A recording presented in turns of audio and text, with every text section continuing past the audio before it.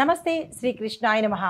July నెల 12వ తారీఖు 2025 శనివారం నాటి పంచాంగం ప్రకారము శ్రీ విశ్వావసు నామ సంవత్సరం ఉత్తరాయణం గ్రీష్మ ఋతువు ఆషాఢమాసం కృష్ణపక్షం సూర్యోదయ సమయము తెల్లవారుజామున 5:52 సూర్యాస్తమ సమయం సాయంత్రం 6:50 ఈరోజు తిథి విద్య రాత్రి 1:44 వరకు తదుపరి తదియా తిథి ప్రవేశము నక్షత్రం ఉత్తరాషాఢ ఉదయం 6:28 వరకు తదుపరి శ్రవణ నక్షత్ర ప్రవేశము ఈరోజు వర్జం ఉదయం 10:39 నుంచి మధ్యాహ్నం 12:16 వరకు దుర్ముహూర్త సమయం ఉదయం 7:36 నుంచి ఉదయం 8:28 వరకు రాహుకాలము ఉదయం 9:07 నుంచి 10:44 వరకు యమగండ కాలము మధ్యాహ్నం 1:59 నుంచి మధ్యాహ్నం 3:36 వరకు బ్రహ్మముహూర్త సమయం తెల్లవారుజామున 4:16 నుంచి తెల్లవారి 5:04 వరకు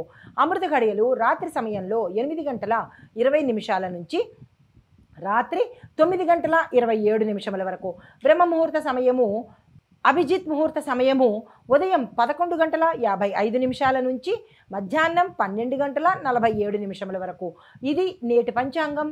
తదుపరి రాశి కర్కాటక రాశి. ఈ రాశిలో ఉండే విద్యార్థులకు మానసిక శక్తి పెరుగుతుంది. దీంతో పాటు మీలో కాన్ఫిడెన్స్ పెరగడంతో పాటు క్రియేటివిటీకి సంబంధించిన అంశాలు కూడా చాలా స్పష్టంగా గోచరిస్తోంది. ఆర్ట్, క్రియేటివ్, రీసెర్చ్, లా, ఇంజనీరింగ్, మెడిసిన్ ఈ విద్యార్థులకు మంచి అదృష్టకరమైన కాలం అని చెప్పొచ్చు. మీరు ఏ ప్రయత్నాలు చేసినా ఈరోజు సక్సెస్ సాధించే అవకాశాలు కనబడుతున్నాయి. ఉద్యోగస్తులు చూసుకున్నట్టయితే కనుక రివ్యూస్, అప్రైజల్స్, జాబ్స్ చేసేవారికి సానుకూలంగానూ ఉండే అవకాశం కనబడుతోంది. కొంతమందికి స్థానచలనాలు కూడా ఇక్కడ గోచరిస్తున్నాయి.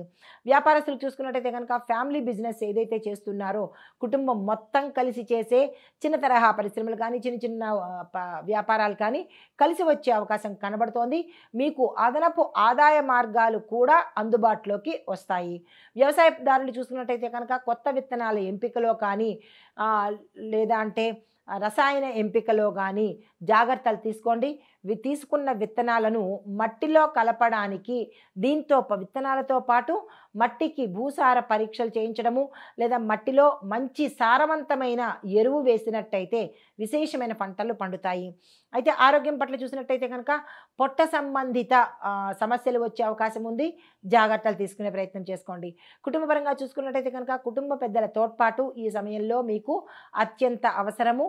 వారి నిర్ణయాలను కొట్టివేసే ప్రయత్నం చేసుకోకండి.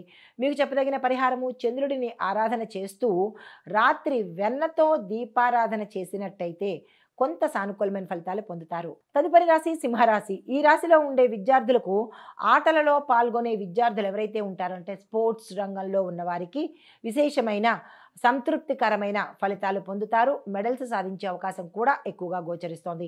ఉద్యోగస్తులకు చూసుకున్నట్టయితే కనుక కొత్త బాధ్యతలు తీసుకోవలసిన అవసరం ఏర్పడుతుంది. కానీ ఆ బాధ్యతలలో మీరు అప్రమత్తంగా ఉండే ప్రయత్నం చేసుకోండి. ఎప్పటికప్పుడు అలర్ట్గా ఉండడము లేదా మీ పై అధికారులకు ఎప్పటికప్పుడు నివేదికలు అందించడము చేసినట్టయితే మీ మీద ఎటువంటి నిందారోపణలు జరగకుండా ఉండే అవకాశం కనబడుతోంది.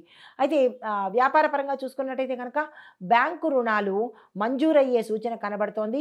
ఆ దిశగా ప్రయత్నాలు ఏమైనా చేసుకోవాలనుకుంటే ఇప్పుడు చేసుకోవచ్చు. చిన్న తరహా వ్యాపారం మొదలు పెట్టాలి అని అనుకున్న వాళ్ళకి కూడా బ్యాంకు రుణాలు అందుబాటులోకి వచ్చే అవకాశం కనబడుతోంది. వ్యవసాయదారులకు చూసుకున్నట్టయితే కనుక సేంద్రియ వ్యవసాయము మీకు అత్యంత ప్రయోజనకారిగా ఉండే అవకాశం కనబడుతోంది.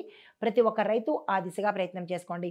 ఆరోగ్యపరంగా చూసుకున్నట్టయితే కనుక ఎటువంటి అనారోగ్య సమస్యలు అయితే కనిపించడం లేదు. కానీ తేనె, తులసితో పాటుగా తేమ దినుసులు కూడా అంటే చలవ చేసే పదార్థాలను ఈరోజు తీసుకున్నట్టయితే కొంత ఆరోగ్యం మీ వశమవుతుంది. కుటుంబపరంగా చూసుకున్నట్టయితే స్నేహితుల సహాయ సహకారాలు ఈరోజు మీకు అందుబాటులోకి వస్తాయి. కుటుంబ సమస్యలు పరిష్కార మార్గాలు మీకు గోచరిస్తాయి. పరిహారంగా సూర్యారాధన చేయడంతో పాటు గోధుమలను దానంగా ఇవ్వడం కానీ లేదు గోధుమ వస్త్రాలను అంటే గోధుమ రంగు వస్త్రాలను ధరించే ప్రయత్నం చేస్తూ ఏ కార్యాన్నైనా చేసినట్టయితే కార్యసిద్ధి జరిగే అవకాశం కనబడుతోంది. తదుపరి రాశి కన్యా రాశి. ఈ రాశిలో ఉండే విద్యార్థులకు కొత్త పాఠ్యాంశాల మీద ఆసక్తి ఎక్కువగా ఉంటుంది. వాటి మీద శ్రద్ధ పెట్టే ప్రయత్నం చేయండి. కొత్తగా ఏదైనా కోర్సులో చేరాలంటే కూడా ఈ సమయము అనుకూలమైన సమయము. ప్రత్యేక శిక్షణలో పాల్గొనేందుకు అంటే స్పెషల్ ట్రైనింగ్స్ ఏమైనా తీసుకోవాలన్నా పోలీస్ ట్రైనింగ్స్ కానీ, కమాండర్స్ ట్రైనింగ్స్ కానీ, లేదా ఆర్మీ ట్రైనింగ్స్ కానీ ఇలాంటివి ఏవైనా తీసుకోవాలి అని అనుకున్న వాళ్లకు ఈరోజు మంచి ఫలితాలు వస్తాయి.